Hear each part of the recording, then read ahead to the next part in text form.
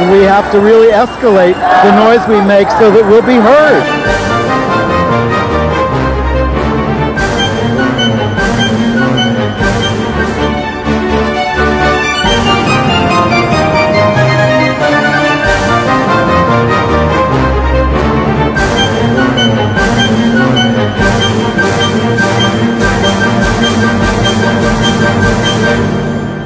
Welcome to Gay USA. I'm Andy Hum.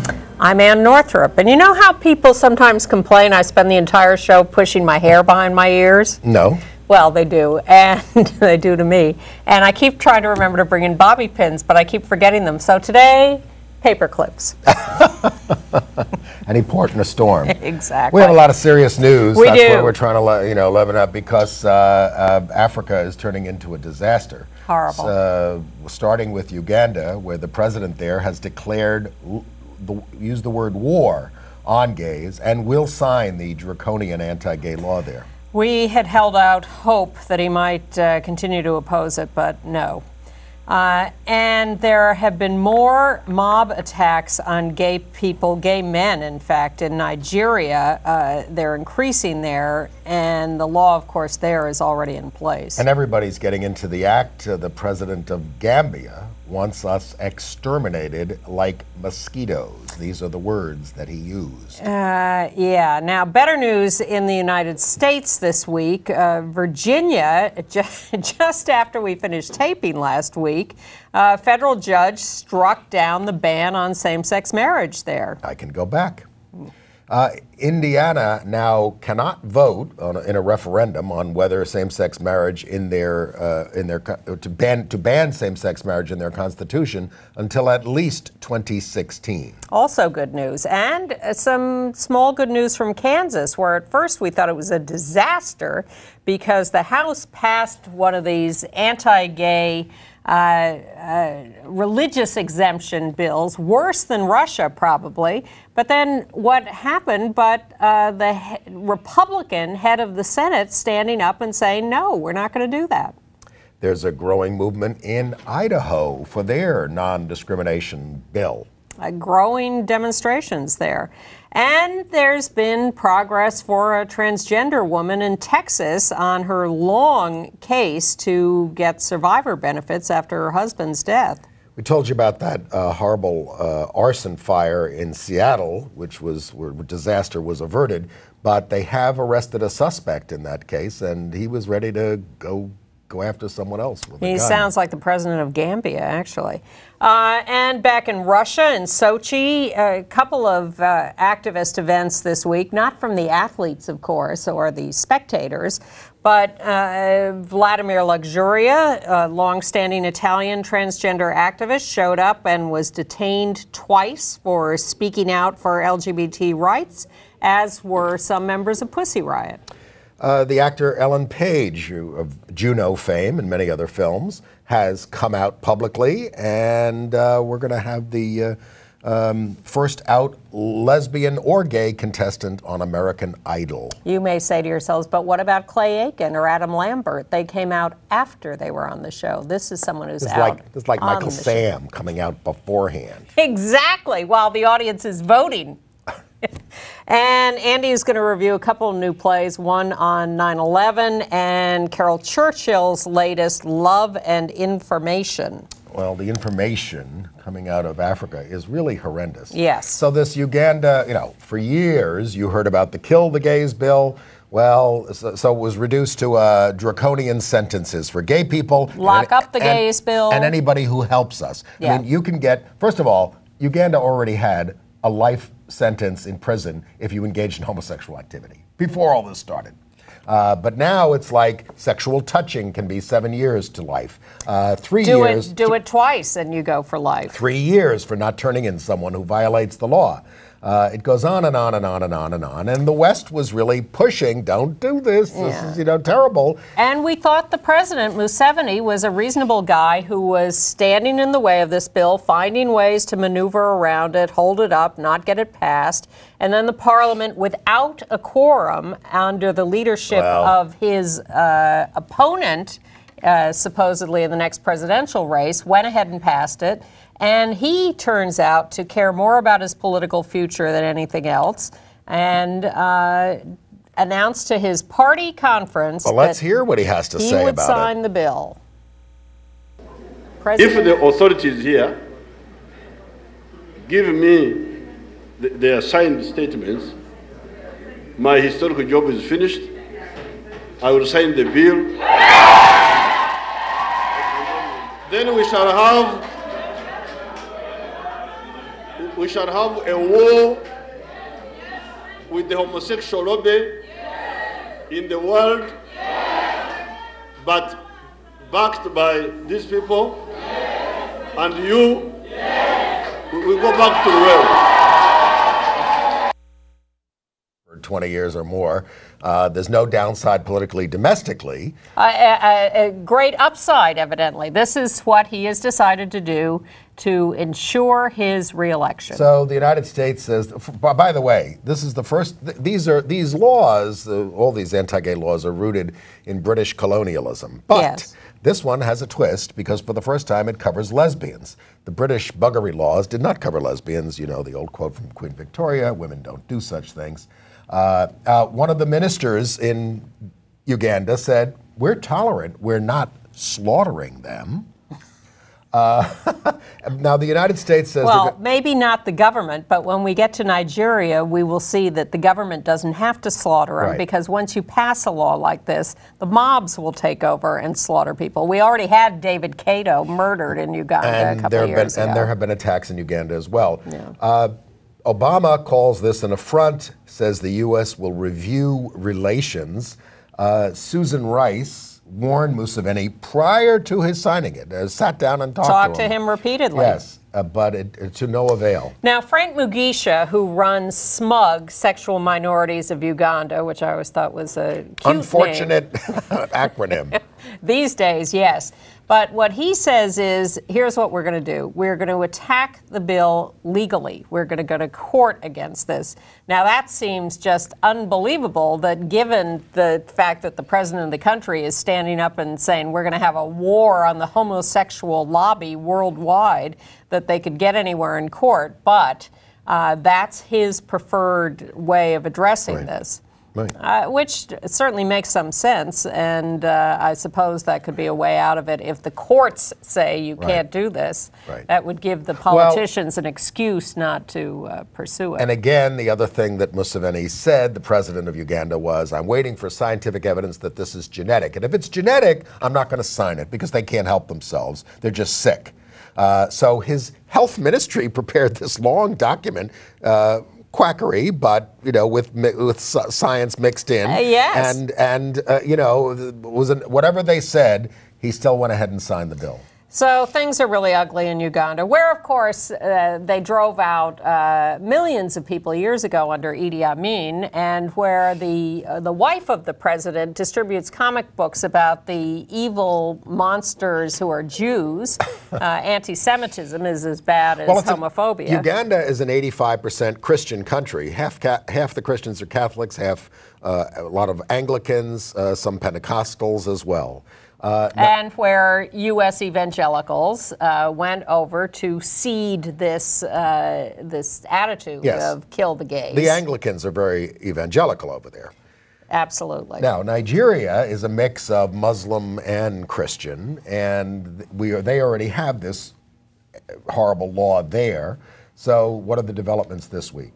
In the capital of Abuja, a mob of 40 people dragged 14 men from their homes. Not necessarily gay men, just single men that they decided might be gay. This was actually in a village called Gishri, which is just outside the capital, a little peaceful village. But they've gotten the message that gays are the demons. But here's the other thing that they've gotten the message about and why this is such a witch hunt. So they went to the homes, they were beating them with sticks with nails on them right in front of the police, nobody doing anything. And finally they said, we're going to torch their homes. And they pour gasoline on the homes. And this all happened. And finally a woman said, you only want to burn their houses down because you've already robbed their houses. That's why you're doing this. You robbed their houses of their television things and you're covering up your crimes. She stopped them from doing that. Wow. Yes. But meanwhile, they hauled them off to the police station, and the police beat them up. The Nigerian gay leader Bisi Alimi is calling on the world to come to their defense. What the hell do we do? Well, there is a Nigerian Day of Action worldwide on March 7th. So get out a pen and paper. This is what you need to do. If you are in New York on March 7th, between 11 a.m. and 1 p.m., we will go to the Nigerian mission to the UN. In New York, we have missions to the UN from every country. This is at 828 2nd Avenue at 45th Street. That's 11 a.m. to 1 p.m. on March 7th, 2nd Avenue and 45th Street at the Nigerian Mission. How do we find out about actions all over the world? Give me 1 second. There will also be a candlelight vigil at the LGBT Center that evening. I'd rather go to the Nigerian Mission. I want to stone them is what I want to do. No violence. I take no that. Violence. Right. It's just a visceral impulse. It's not what I will be doing. The question is, what do we do? Because the more the West complains, the more resolve they have that they're doing the right thing. Well, this is why Frank Mugisha in Uganda says we're going to court. We don't necessarily want interference from the West, but we must, look, there's always this debate about what we do. And I think it is incumbent upon us to speak up about the fact that this is unacceptable in world human rights terms. Yes. And if we don't, then what do they say? Well, everybody agrees with us? Well, I'll tell you what they say in Gambia. The president there, President Jama. And if you want to know about Nigeria Day of Action actions in your place, look on Facebook. It's all over there. Okay. In Gambia, the president called us vermin. We will fight these vermins called homosexuals or gays the same way we're fighting malaria-causing mosquitoes, if not more aggressively. This was in his speech celebrating Gambia's 49th year of independence from Britain, which gave. So he said he won't stand for aid conditioned on treating gay people decently. As far as I'm concerned, LGBT can only stand for leprosy, gonorrhea, bacteria, and tuberculosis, all of which are detrimental to human existence. Oh my God.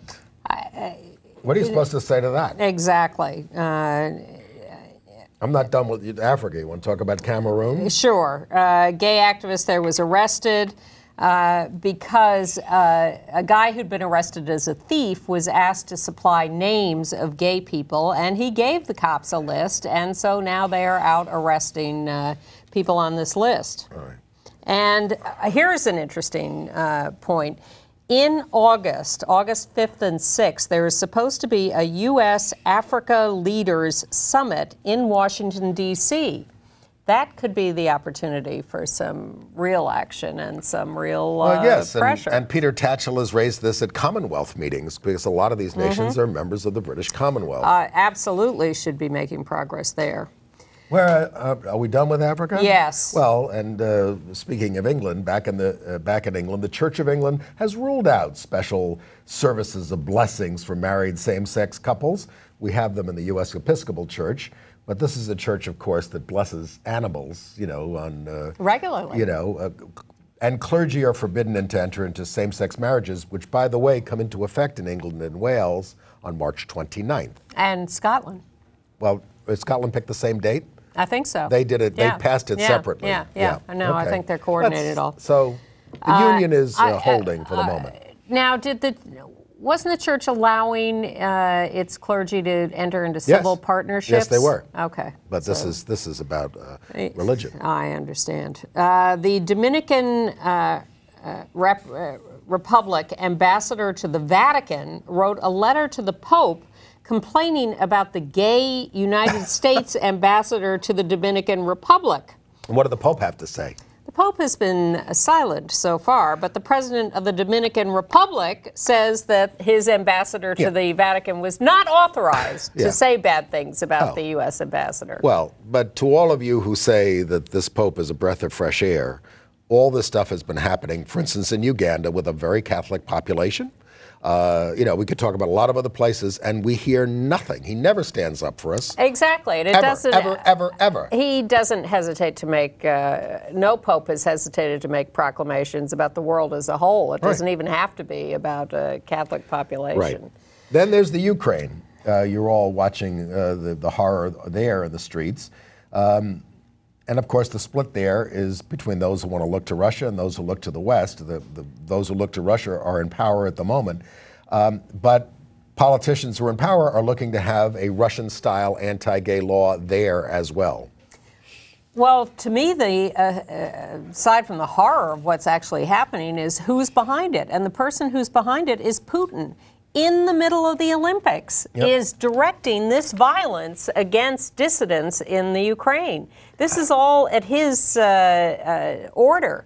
And that he could be so brazen, so shameless, so relentless. Because nobody stands up to him. The president of the IOC is in his pocket. Other world leaders are not able to challenge him. What's Billie Jean King doing over there? She's going to be at the closing ceremonies. She is. Well, let's do a rundown of what's happening in Russia. I've been extremely disappointed that the athletes have made no statement or sign yet of support for LGBT Russians or Ukrainians or anybody else.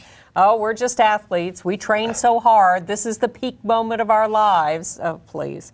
The least you could do is complain about the conditions in the. Oh, they did it first. You know, if they don't have the right conditions, then, you know, they can't perform at their peak, but they can blast people in Ukraine right next door. I still hold out hope that closing ceremonies on Sunday will bring some sign, but I'm less and less We're looking for encouraged. a rainbow. Well, where we got the rainbow this week was on Vladimir Luxuria, who showed a transgender Italian activist, former member of parliament in Italy. Correct. And she went to Sochi to act out and act up. There she is with a rainbow fan, a rainbow umbrella. Well, look at the rings in the background. They all look like a rainbow, too. Just about. Why don't they ban them? Oh, it's going to make kids homosexual. It's propaganda. So she was carrying around a rainbow flag with writing in Russian on it saying gay is okay. So she's parading around in the sort of Olympic area, not quite that yet, and saying thank you. So she gets picked up by the cops and taken to... Driven out of town. Not yet. Although that's the second time. Oh, okay, that's the second sorry. picture. First day, she gets picked up. She's taken to the police station. She's held for a few hours, finally released. And then the news media turns to the cops and says, so, you know, what's the deal? Why'd you pick her up?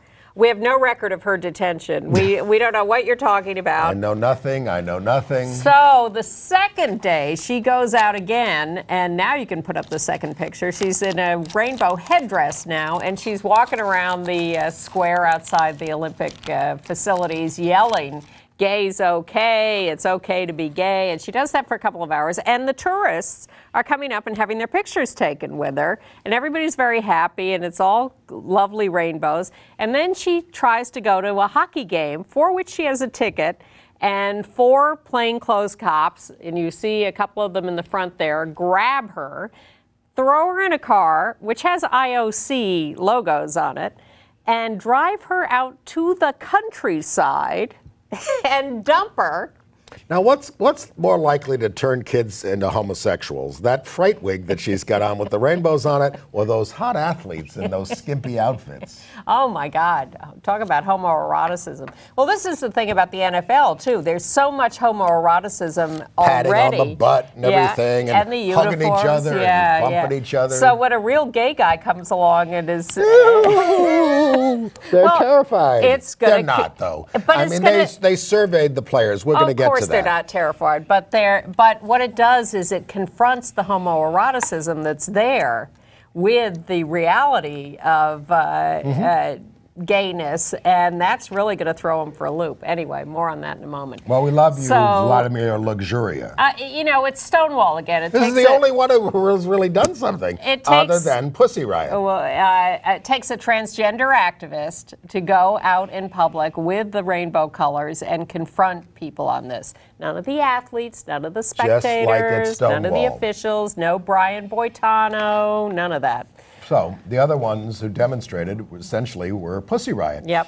And they sang some songs, including with the lyrics, "The gay parade has been sent to the outhouse," was one of their lines. But they get detained a couple of times. I do have to say, though, you know, here in the United States... They were accused of stealing. Yes. Yeah, I know, theft from their... Yeah. But, they said they were walking around Sochi. You know, these women were in prison for like almost 2 years or 18 months or something like that. A couple of them. Here in the United States, and I don't want to overlook her, Sister Megan Rice, 84, was sentenced to 35 months in prison for breaking into a U.S. nuclear weapons plant and daubing it with human blood and biblical references. I don't see how that's essentially different from what Pussy Riot did in that church, and she's going to get 35 months for this. She's a peacenik. Exactly, and when the cops showed up to grab her and her cohorts, well, they're getting 62 months. They offered them food. And sang hymns, I think. But back in Russia... Well, the IOC was asked about the detention of Vladimir Luxuria, who, by the way, was escorted to a plane after her second detention and thrown out of the country. And they said, oh, you know, that's fine.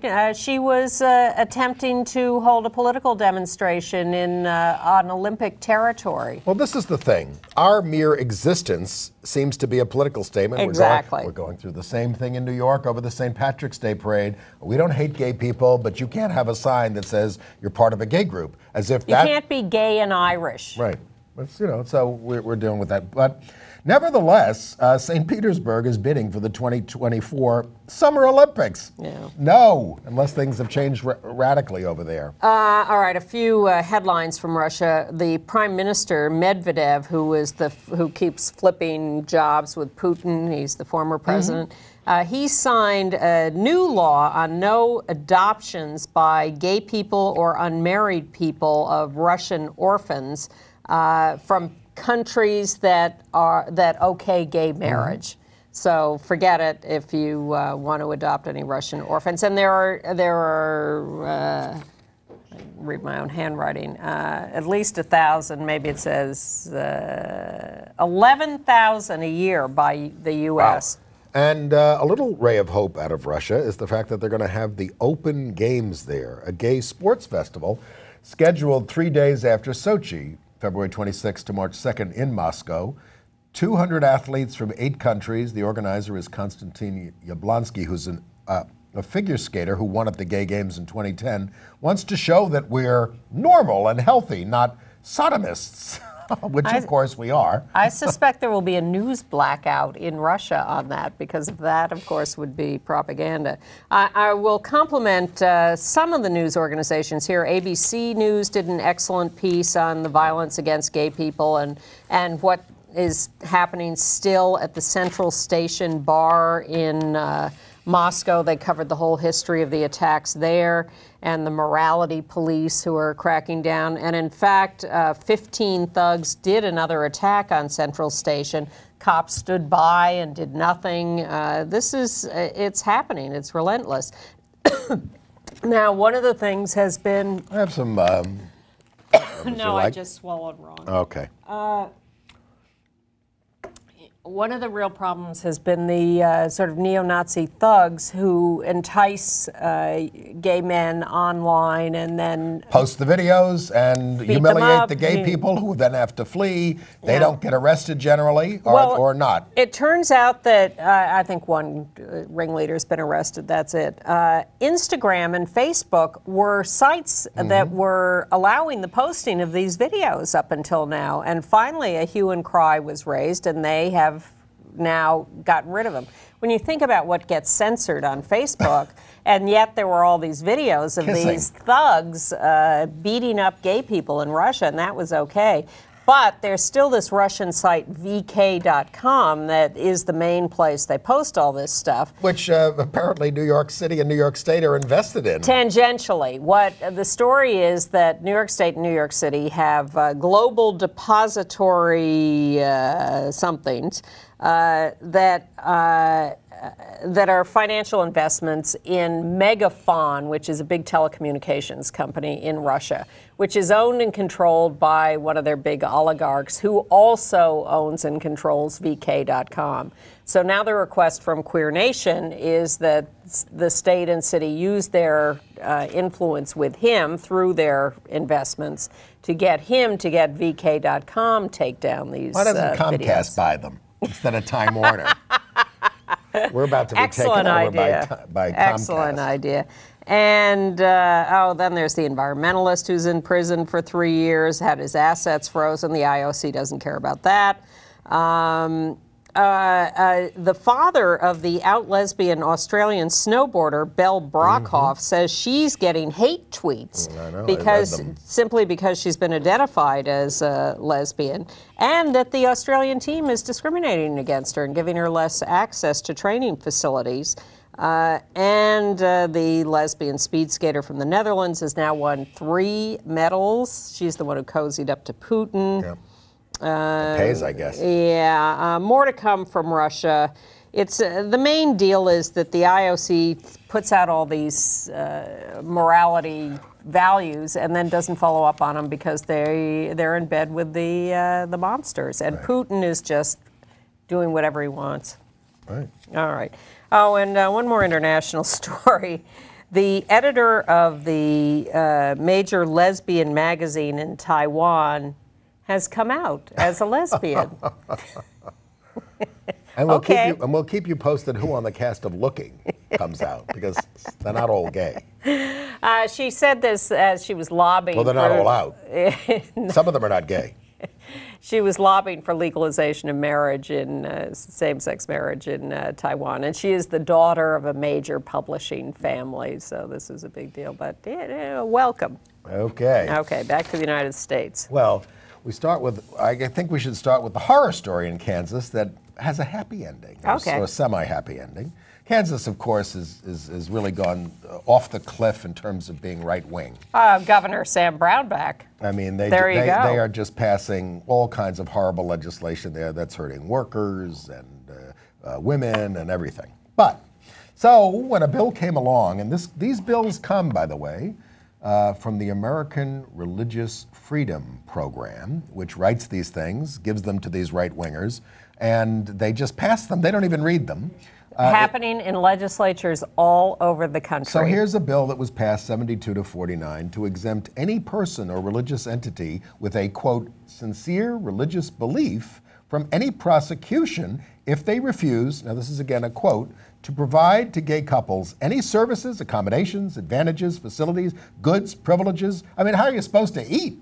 You know, I mean, it goes on and on and on and on. It means government employees can refuse them. Everybody can refuse them. There's some debate about how this law would have worked. The people who passed it claim it was only meant to protect people from having to bake a cake in a bakery for a same-sex wedding. But those who looked at it closely said, "Are you kidding? This means EMTs don't have to treat gay people. Gay people can be refused service at any public accommodation, any government service." So the semi-happy ending is that the Senate Republicans of the state took a look at this. Business concerns went nuts over this and said, wait a minute. Well, you know why they worried went about nuts? litigation. No, here's why they went nuts. They did. Because the law said if you don't provide the services, you have to find, if one of your employees you have to find a gay lover. You have to find a gay lover. Someone else who will provide the service. And they didn't want to have to do that. That was their big objection. Well, anyway, there was a big protest at the State House about this. 250 people came out about it. In Topeka. And so the bill has been sidelined and withdrawn. Yeah. That's in Kansas, but that's not the end of the story. Well, there's also some good news. Do you have more on Kansas? No. In Maine, there was a similar bill proposed, and it was defeated in the Senate. In Tennessee, The bill has a similar bill withdrawn. We're calling these the Turn Away the Gays bill. Tennessee has withdrawn its version of the Well, bill. in that case, the celebrity chef Kelly English challenged the chief sponsor because she lives in his district, and he took his name off the bill, and that didn't stop the bill. So she says, I'm still going after him. But you're saying the bill's withdrawn. The information I have is that the bill has been withdrawn. Okay. And in South Dakota, there were similar bills, plural, and some were defeated and some have been withdrawn. And don't forget, in much more liberal Oregon, there's a ballot measure that would essentially do this. That could come up along with the ballot measure to legalize same-sex marriage. But here's my question, to which I think I know the answer, but I'll let you supply it. Many of these states do not have non-discrimination laws that include sexual orientation or gender identity and expression. Aren't businesses and government entities and whatever in these states free to discriminate? We talk about people who are subject to losing their jobs or their homes or whatever because there is no protection. I don't think when you call an ambulance that they can, refuse you if you're hurt and those kinds of things under any law in the land. Even if you have a strong religious objection? See, that's the thing. Now, this gets to it. What is the religious objection that you have? I mean, there is even people cite biblical verses that say gay people should be killed. So if you're an ambulance driver and you believe in that, maybe you don't think you should save a gay person. You're right, but I'm saying most religions teach, even the ones that have that horrible thing in their Bible. Teach that we don't hate gay people. We hate what they do. We just want to discriminate against what they do, not who they are. So if you don't care about who we are, you should be able to provide us equal service and everything else. I'm just saying it's not easy anywhere. It's not. No, but I would like to believe that federal law, equal protection laws, will protect us. And our national gay groups have bought into a version of the Employment Non-Discrimination Act that includes a very broad religious exemption, which sanctifies a lot of this discrimination. It doesn't go this far. It just basically says if you have a remote religious connection to an institution, like a hospital or something like that, you can discriminate against gay people, which is bad. So we've got to stop that if we're going to stop all these other things. And because this is the wave of the future. We keep saying, they're losing. They're finding other ways to get us. Reproductive rights activists thought we had won. And we got to get to work on that. Exactly. In Idaho, the bill there, where they also have no sexual orientation and gender identity protection statewide, but they're working for it, to exempt religious service providers from having to violate their beliefs. Well, a couple of weeks ago, a couple dozen activists got arrested in Idaho blocking access to the Senate because they're trying to promote a non-discrimination bill there. And then the next week, a few more people showed up and did a similar demonstration. Last week, 65 demonstrators. Monday, this week, 200 demonstrators showed up. This is a growing, ongoing movement in Idaho to pass a non-discrimination bill. Grassroots, that's how it happens. And to fight the religious exemptions bill. It took us 15 years here in New York City. Exactly. And with a lot of demonstrations over the years. And now some couples in Idaho, some same-sex couples, are suing for marriage. And speaking of New York City, we've sometimes criticized our new mayor. We wish that he would not let police march in uniform in the St. Patrick's Day parade, even though he's not marching himself. But his budget came out this week, and he did add $1.5 million now and $2.5 million next year to runaway and homeless youth, which is good. And also is supporting this 30%. Did we already talk about the 30% rent cap? We may have mentioned it. I have it down under AIDS News, so we'll get to that. But on the beds for homeless youth, they've added 76 beds with this money.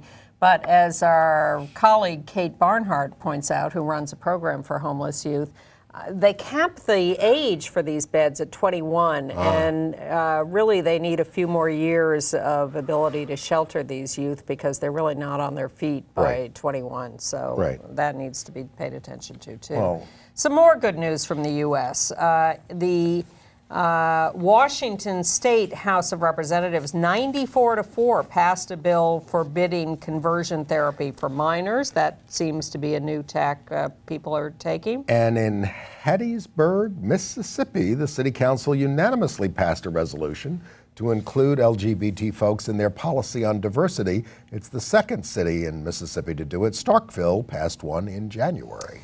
We've obviously been talking for the last week or two about Michael Sam, the University of Missouri football player who has come out and who is going to the Combine this weekend, I think, to play for NFL You have to tell them scouts. what the Combine is. They're not you all play sports for fans. all the football players who are trying to get into the NFL show up at this one place for the weekend, and they play, and all the scouts of all the teams It's come like together that scene in A League of Their Own. Remember when they all come and they trying out? Yeah, in front of everybody. It was a long time ago. Yes. But he showed up at a University of Missouri basketball game. The football team, which had won the Cotton Bowl, came in at halftime at the basketball game and hoisted the trophy and everything. Standing O from the fans at the school. They're all very proud of him. The student body president at the University of Missouri came out in a tweet. Wow. Plus, the Westboro Baptist Church is not too far away. The God Hates Fags Ministries there from the Phelps family, they, of course, showed up to protest. So the Mizzou students formed a human wall to block them from being seen. It was quite moving. Yes, hundreds of students standing in the street for those 5 or 6 Westboro people. And early on in this controversy, there was the commentary of a sportscaster in Texas named Dale Hansen, who Dallas guy at the ABC affiliate there. And we want to show you what he had to say. It's gone viral. Millions of people have watched this because it's so popular. Let's take a look.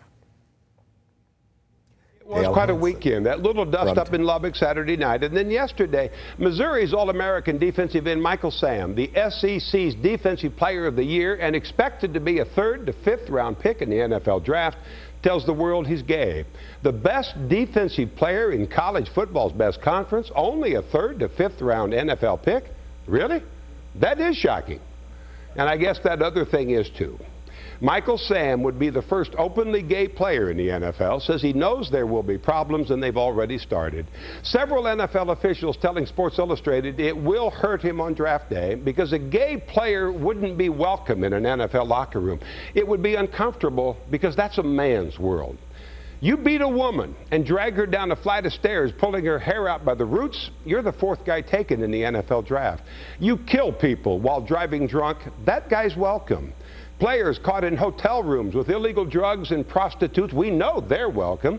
Players accused of rape and pay the woman to go away. You lie to police trying to cover up a murder, we're comfortable with that. You love another man, well, now you've gone too far. It wasn't that long ago when we were being told that black players couldn't play in our games because it would be uncomfortable. And even when they finally could, it took several more years before a black man played quarterback because we weren't comfortable with that either. So many of the same people who used to make that argument, and the many who still do, are the same people who say government should stay out of our lives, but then want government in our bedrooms. I've never understood how they feel comfortable laying claim to both sides of that argument. I'm not always comfortable when a man tells me he's gay. I don't understand his world, but I do understand that he's part of mine. Civil rights activist Audre Lorde said, "It is not our differences that divide us, it is our inability to recognize, accept, and celebrate those differences." We've always been able to recognize them, some of us accept them, and I want to believe that there will be a day when we do celebrate them. I don't know if that day's here yet, I guess we're about to find out. But when I listen to Michael Sam, I do think it's time to celebrate him now. Wonderful. How many Texas sportscasters can quote Audre Lorde? How many sportscasters, period? Excellent.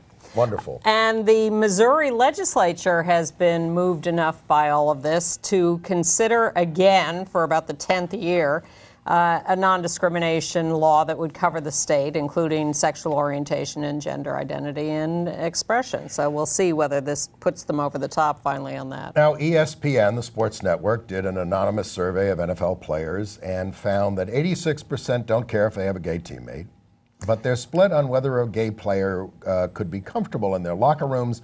Most say players and coaches use anti-gay slurs. Well, you have the other side of this story is the big report that came out this week on the Miami Dolphins and the bullying in their locker room, which turns out to be 10 times worse than had even been reported. Is it really necessary, boys, to do that in order to win your games? Racism, sexism, homophobia, really ugly, relentless, horrible stuff.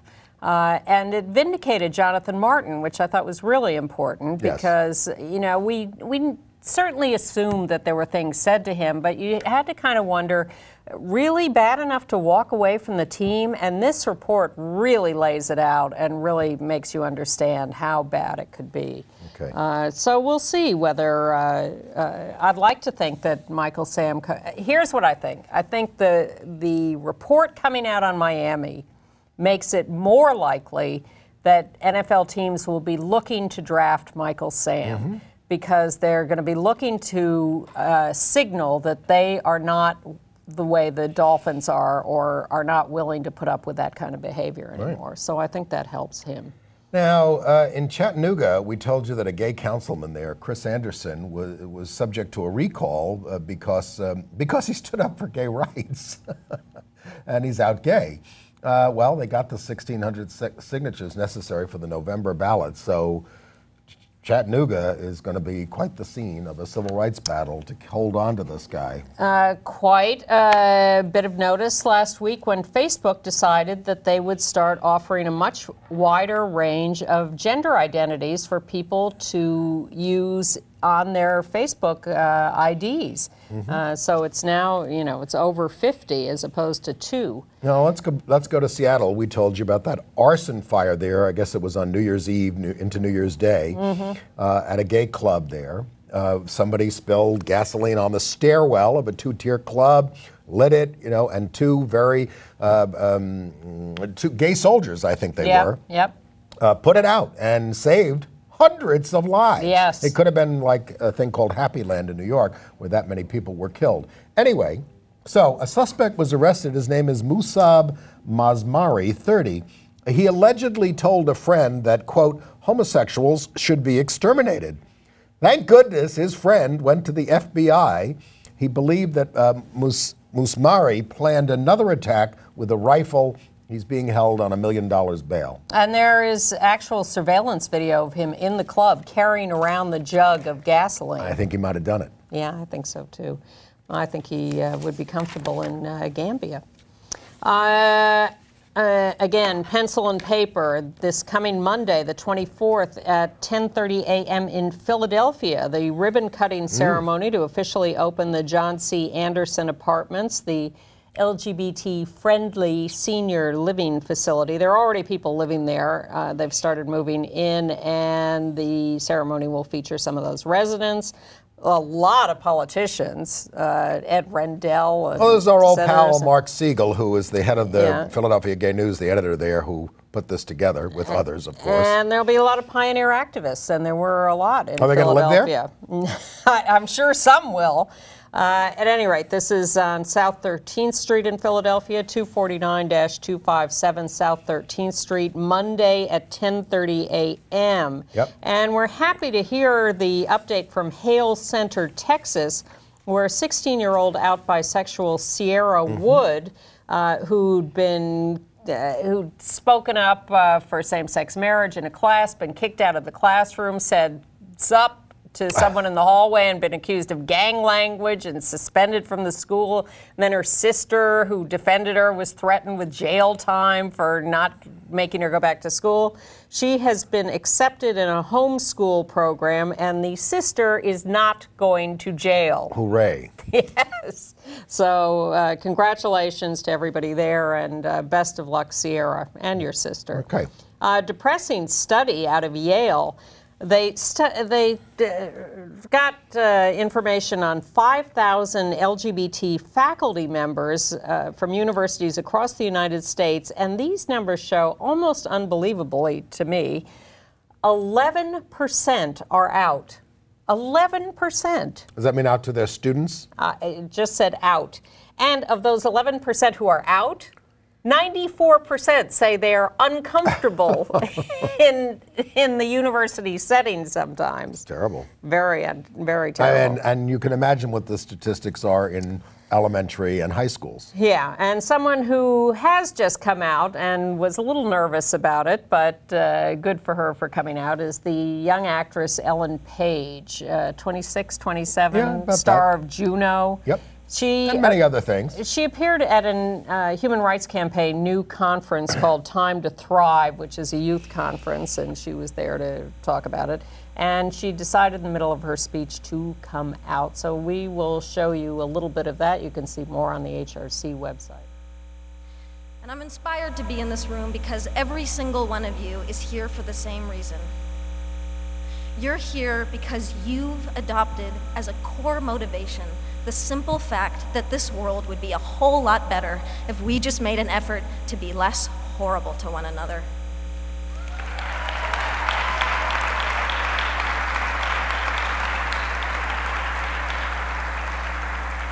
If we took just 5 minutes to recognize each other's beauty instead of attacking each other for our differences, that's not hard.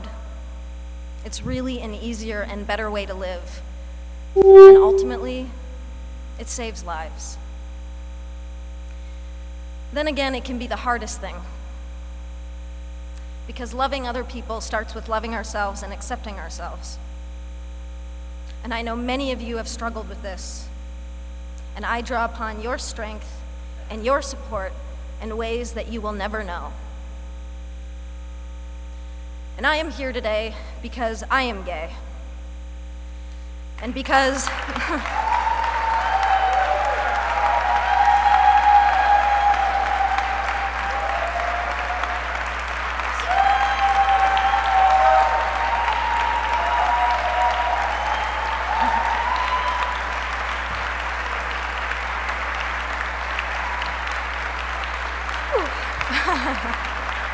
thank you.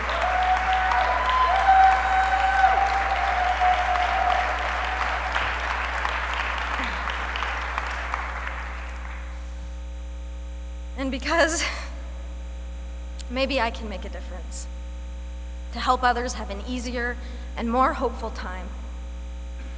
Thank you very much, Ellen. And you can watch that whole thing online. It's about 6 minutes if you want to watch her whole speech. 8. 8 minutes, okay. Well, she took a while to get into it. Yeah, she warmed us up. Well, let's not us take a while to get into marriage because we're running down on time. Well, the big news was from Virginia, where a federal judge ruled that the right to marry is a fundamental right, and the defendants, the state, failed to meet strict scrutiny on the issue. The judge also wrote that the ban does not meet rational basis. How does it feel to be told that you're not rational, our opponents? The judge is terrific. She's an African-American woman appointed by Obama. She started her decision by quoting Mildred Loving, who had benefited from the Loving versus Virginia case, who said later in her life, "I support the freedom to marry for all." It's one of the only public issues she spoke out on. Exactly. And then at the end of her decision, she quotes Abraham Lincoln. Well, this decision was stayed, so you can't get married in Virginia right now. Art Leonard, our legal expert, thinks it will stand up in the Fourth Circuit. The only appellants are the county clerks because the state is not defending this anti-gay law. And there's this anti-gay unconstitutional law. There is another case in Virginia that is still up for decision because Virginia actually is split into 2 different circuits. Right. So this implicates all sorts of different We got more than one circuit here in the city, I think. Well, anyway. we got to get to the All right, Indiana, the Senate passed 32-17 the amended version of the constitutional ban on same-sex marriage, also dropping the ban on domestic partnerships to the consternation of the far right, and the governor. And that delays any possible vote until 2016, and by that time, everybody's going to be able to get married everywhere in this country, and we're going to have to work on Africa. A new case in Alabama where a guy named Paul Hard was married to his husband in Massachusetts, and then they lived in Alabama. The husband was killed by a truck Paul was not allowed to see him in the hospital, and he died. He could see him after he was dead, and was not allowed to collect in a wrongful death suit. So the Southern Poverty Law Center is now representing him in a suit against Alabama for recognition of the Massachusetts marriage. Attention if you live in Washington State. If you are in a domestic partnership, the state will convert that to a marriage automatically if you don't do so on your own or get a legal dissolution. It June affects 30th. thousands, 6,500 couples. This happened in Connecticut and New Hampshire. California retained civil unions, as did New York City. And if you are a senior couple, gay or straight in Washington State, you can stay as domestic partners. In Idaho, new lawsuit by same-sex couples for marriage. In Ohio, a couple married in New York is suing for access to federal health care. They've been rejected by the health care, the new system, because they were married in New York and are not recognized in Ohio. In Michigan, Governor Rick Snyder, who's a Republican, appealed the ruling against the state's ban on domestic partnerships, said the policies that disfavor familial relationships are absurd, unfair, and ridiculous. Like you, Governor Snyder. We've told you about the pending Nevada case in the Ninth Circuit. The Ninth Circuit has now agreed to expedite the appeal of the Nevada case and has allowed the governor of Nevada and the attorney general to withdraw from the case. In Texas, a federal judge heard the case on same-sex marriage in San Antonio. No immediate ruling. Interesting case in Texas. We've been following for years the case of the transgender woman, Nikki Araguz, who was married to a man. He died. She a firefighter, yeah. She was supposed to inherit or get death benefits. His family got her ruled out as a beneficiary because they got a Texas court to rule she was actually a man, and therefore the marriage was not legal, blah, blah, blah. She does have a California birth certificate that was changed to female. And the Texas appeal court has now overturned the earlier summary judgment against her and says that this must go to a full trial, and she does have rights. In Kentucky, 2 additional couples are now suing, now that the judges ruled that legal marriages from elsewhere must be recognized. They want the whole ban on same-sex marriage lifted, not just the one for people who come in from out of state. In Wyoming, the House rejected a marriage bill, but they also rejected a bill that would have denied recognition of out-of-state marriages. So things are still up in the air there. 2 same-sex couples from Buncombe County, North Carolina, went to record their legal marriages at the Register of Deeds, part of the We Do campaign of Southern Equality. It doesn't grant them legal rights to file it, but it shows that they are there and committed to each other. Great. In Colorado, the House and Senate have passed a bill that same-sex couples married in other states can file taxes as married couples in Colorado, even though the state doesn't recognize their marriages. And there's a case in Missouri. We just showed you Ellen Page coming out. She has a new movie role as Stacey Andre in the new movie of Freeheld, which is dear to our hearts because Cynthia Wade, who directed it and won an Oscar for it as a short documentary, you see her in our opening credits holding an Oscar. She's a co-producer of this new feature film that's going to be made starring Julianne Moore as Laurel Hester, the cop who died. And Zach Galifianakis is going to play our old buddy Stephen Goldstein, the New Jersey gay activist. That'll be interesting. Yes. All right. AIDS news, yes. Cuomo, New York State Governor Cuomo and Mayor de Blasio of New York have agreed on this rent cap for people living with AIDS on public assistance. No more than 30% of their income can be taken for rent. New study on, new resource manual published helping families to support their lesbian, gay, bisexual, and transgender children. That's a good thing. And new episode of Mark Milano's Living with HIV next Wednesday. Understanding lab reports. Call ACREA in New York for information on that. And entertainment news. I'm rushing because I want to show you the new out lesbian on American Idol who made the top 10 women. MK Nobilette. You'll hear her singing a little and then get the verdict on her being a finalist. Lights gone, days end, struggling to pay the rent, long nights, strange men.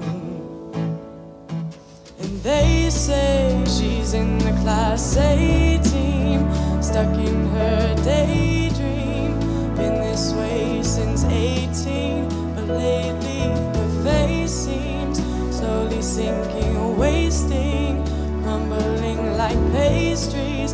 And they scream the worst things in life come free to us, 'cause we're all under the upper hand. Go mad for a couple grams. She don't wanna go. Something about the way she delivers the song really gives me goosebumps. Then I'm with you. She flies to the motherland, goes mad for a couple grams. She's like a quiet She don't storm. wanna go. She's serious too, but it's interesting serious.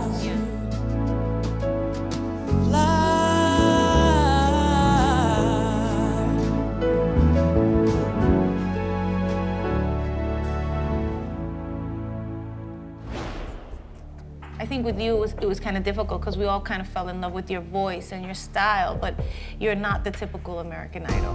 No, I'm not. You know? And we wonder, is that a good thing? Is that a bad thing? Do we think it? What will America think? And all of these questions start coming up. How do you fit in? Do you not fit in? I have my own thoughts on that too, yeah. What's your thoughts on that? I'm very obviously gay. And there are always going to be people in America and everywhere else who are definitely going to hate. But I think that in the last 2 years, there have been a lot of things that have really changed that and have really made it a positive thing. Thank goodness. This is a tough day.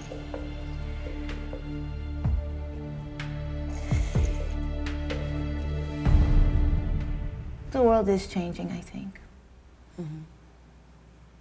We think Strongly. that you could be an American Idol. And we'd like you to be in our top 15 girls.